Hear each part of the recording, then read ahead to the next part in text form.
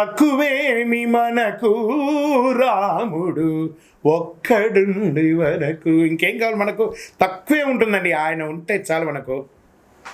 అలాంటి రాజా రామచంద్రస్వామి వారి యొక్క పుట్టినరోజు మార్చి 27వ తారీఖున శుక్రవారం నాడు అద్భుతమైనటువంటి శ్రీరామనవమి. ఎక్కడ చూసినా మామిడి తోరణాలు, పులిహోరలు, కళ్యాణోత్సవాలు, కళ్యాణ తలంబ్రాలు గల్లి గల్లికి.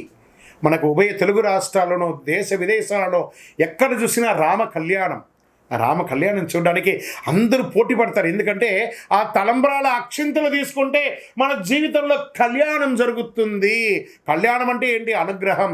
అందుకే తిరుపతి వెంకటేశ్వర స్వామికి నిత్య కళ్యాణోత్సవం, భద్రాద్రిలో నిత్య కళ్యాణోత్సవం ఎక్కడ చూసినా జరుగుతుంది. చూసారా? అలాంటి అద్భుతమైనటువంటి రాజా రామచంద్ర స్వామి వారి యొక్క కళ్యాణోత్సవం చేస్తుంది. మీ జీవితంలో సమస్యలు ఎక్కువయ్యాయా? శాంతి కనిపించడం లేదా? ఈ శ్రీరామనవమి రోజు కళ్యాణంలో పిలవకపోయినా వెళ్ళండి సార్. ఆ కళ్యాణ మంత్రాలు వినండి, ఆ కళ్యాణ అష్టపదులు వినండి, కళ్యాణ అష్టకాలు వినండి, ఆ తలంబ్రాల అక్షింతలు తీసుకోండి, ఆ భోజనం చెయ్యండి. అద్భుతమైనటువంటి ఫలితాలు పొందుతారు. శ్రీరామ జయ రామ జయ జయ రామ అనే యొక్క మంత్రాన్ని, తారక మంత్రము ఒక్కసారి చెప్పినా చాలట.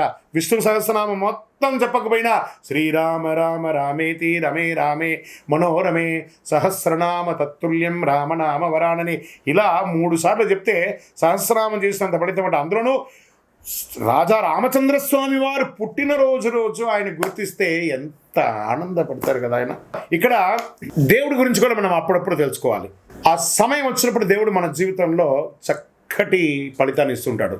ఏ రకంగా చెప్తాచో, రావణుడు మన అహంకారం, సీతమ్మ మన యొక్క పవిత్రత, హనుమంతుడు మన భక్తి, మనస్సులో రాక్షసత్వాన్ని జయిస్తే మనమే రాముడు.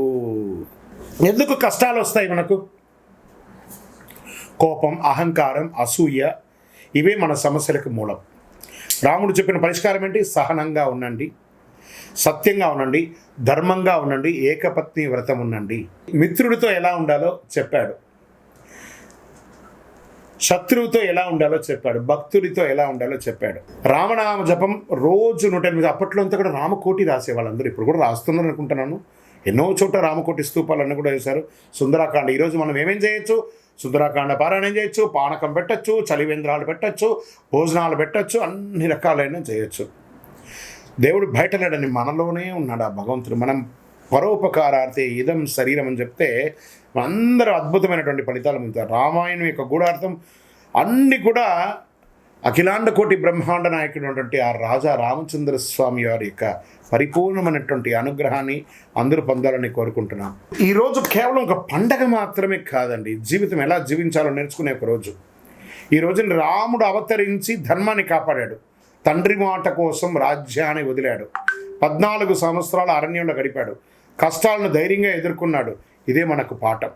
సత్యం మాట్లాడమని చెప్పాడు, చేద్దామా?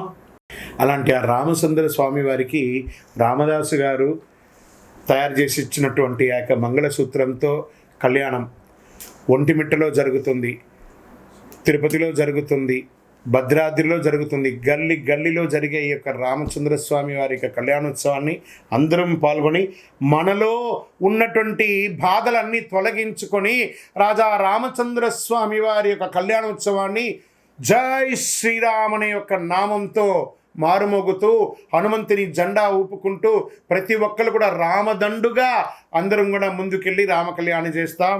జై శ్రీరామ్.